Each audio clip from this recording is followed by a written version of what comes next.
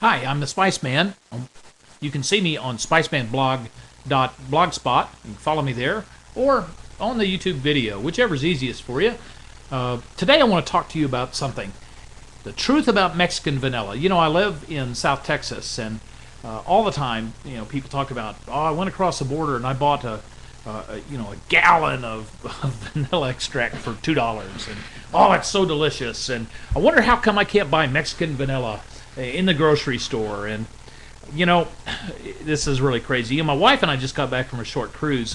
We went to the Yucatan Peninsula, the region of Mexico, and as we got off the ship, in every single tourist port, one of the first things you see are these huge displays of pure quote quote pure vanilla extract.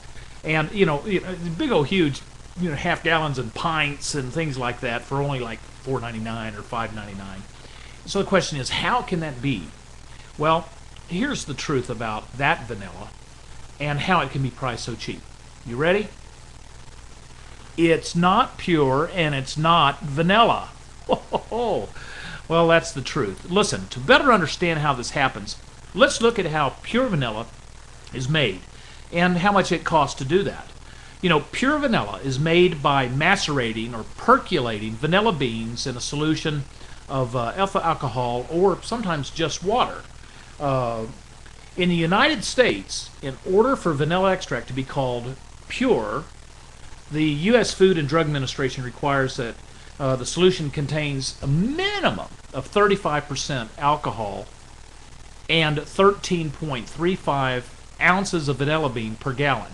Now, if this is percolating in fresh water, it would still be 13.35 ounces of vanilla bean per gallon of water.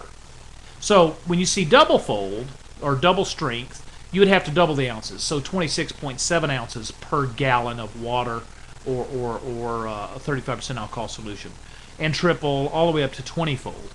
So now let's just do the math, okay? Get your calculator out. Vanilla beans sell in the market for $45 to $65 a pound. And that's if you're in the business. If you had a manufacturing plant and you could go buy it, that's about what you would pay. So these huge companies like McCormick, Adams Extract and Spice, Tones Brothers, people like that. So that's about 90 pods that you would get for a pound. So in fact, vanilla pods are the second most expensive spice behind saffron. And we'll do a show on saffron here soon. So since 8 pints equal a gallon, the wholesale cost of just the beans alone to make pure vanilla would be over $4.69, assuming $45 is the lowest cost. So now you add the manufacturing cost, the packaging, distribution, etc., and you can see that it's absolutely impossible.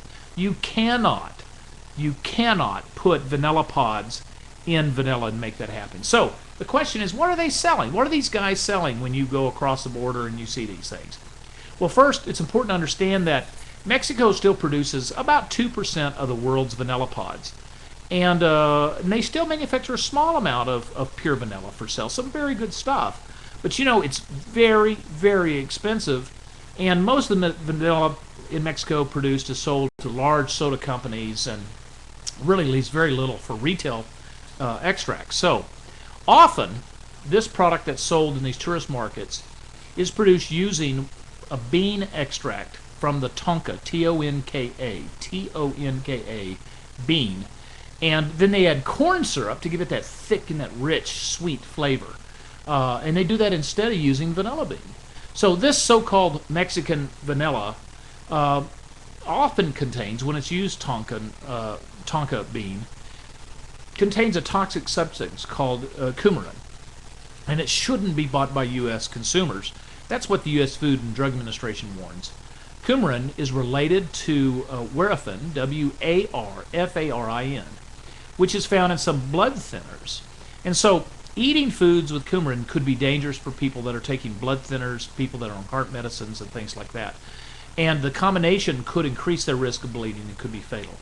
So it's so serious, in fact, that the FDA does not allow, absolutely does not allow this product to be imported legally into the United States, and or to use this Tonkin extract, and explains why. If you think about it, explains why you can't find Mexican pure vanilla on grocery stores in America. Now, on top of that, Mexico doesn't have an FDA to control this type of labeling abuse. Here it'd be called labeling abuse if we mislabeled the product, but there, not so much.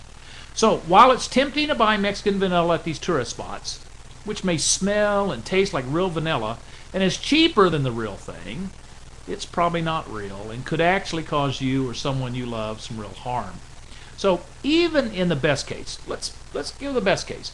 Even if it's just artificial vanilla using vanillin and corn syrup, still not pure, and so you're paying for something that you're not getting. So here's the bottom line. Let's use some common sense.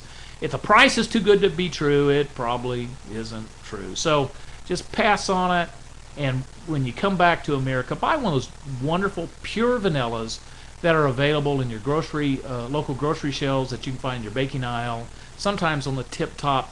Sorry about that, little short women. Poor ladies have to reach way up to the tip-top shelf, but sometimes on the tip-top shelf of the spices. Hey, I'm the Spice Man. You can find me on the SpiceManBlog.blogspot. Thanks for joining me. We'll see you soon.